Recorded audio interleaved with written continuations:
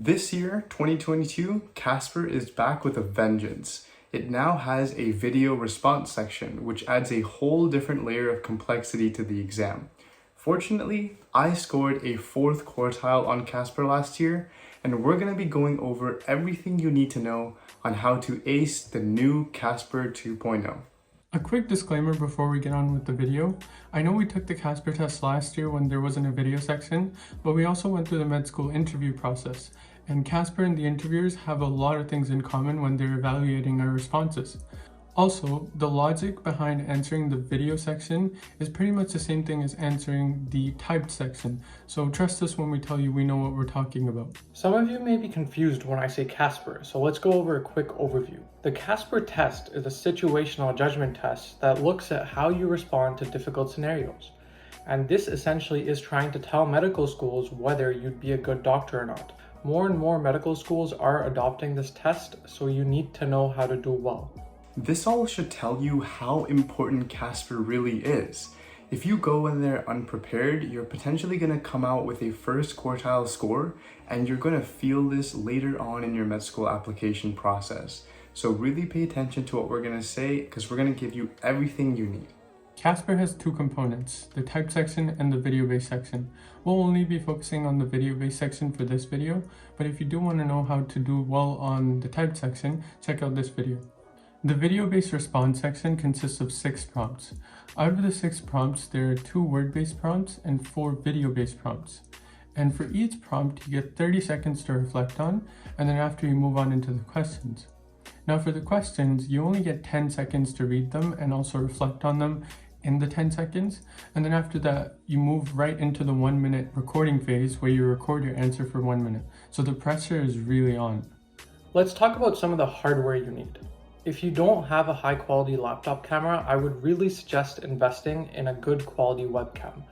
No matter how much people try to reduce bias in these application processes, your appearance is a huge part of your success, and looking professional is essential if you want to get in. Therefore, it's worth putting the extra money into a webcam, and we'll link some options below. Next, you want to have optimal lighting. Bad lighting is arguably worse than having a horrible camera, and that's why you should be investing in some basic lights from Amazon like the ones I have here.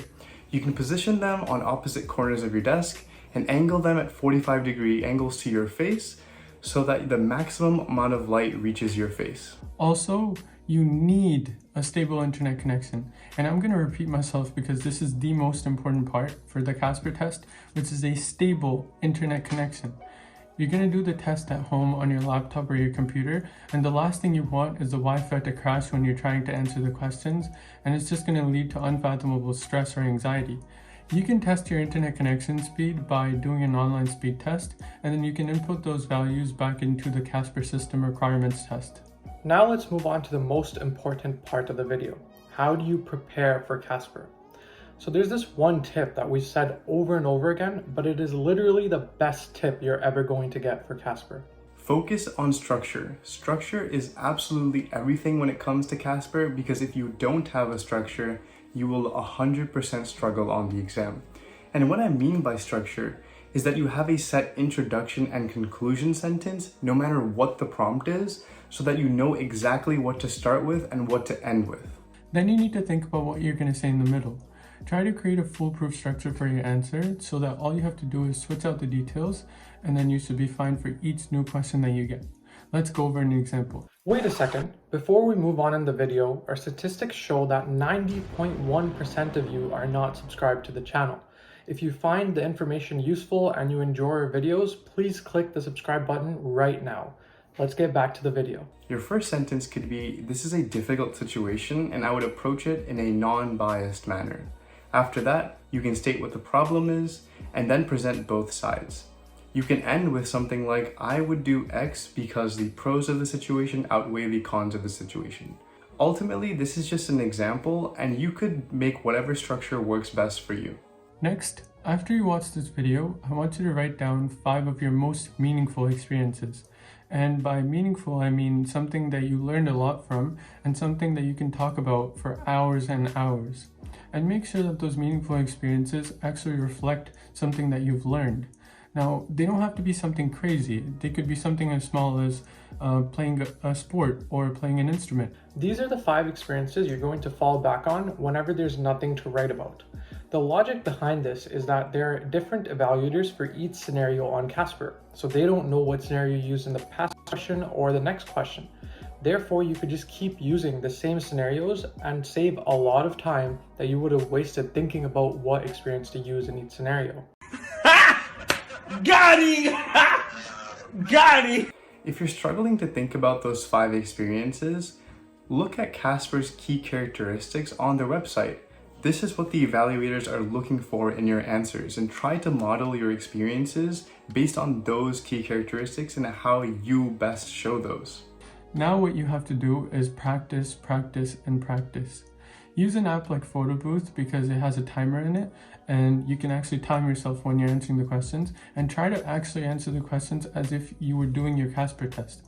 I would also recommend wearing the same clothes that you would wear during your CASPer test. So for example, if you're wearing a suit, make sure you wear that suit for the duration of the test so that you get used to it.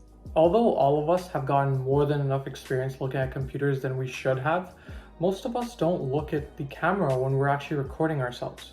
You cannot do this for CASPer. You have to look at the camera and not the screen. This is because you want the evaluators to think that you're actually looking at them rather than looking down, which will make a big difference and make you seem a lot more professional. Make sure you record your responses. After you record them, re-watch them and look for words that you repeat over and over without any reason and put them on a sticky note. Some words that I used to repeat like this include because, like, anything like that. The reason these are so problematic is because they can interrupt the flow of your answer and arguably make your answer worse. Also, evaluators tend to watch your answers over and over again, so they will pick up on these sorts of mannerisms. You can slowly eliminate these by doing more practice. And I know you probably think this is an overkill and you guys probably think that this is a waste of time, but this is medical school we're talking about. Anything that you can do that can get you over the edge of the competition is worth doing. Also, send your videos over to your friends. They don't have to be in the medical field, just send it to anyone and everyone. Ask them what you want to change, and this will give you a more holistic sense of what you can do to improve your verbal communication skills and how to get better at CASPer. Stress is a huge factor in these exams, and who knows this better than you guys? It can make you mess up, stumble, or even worse.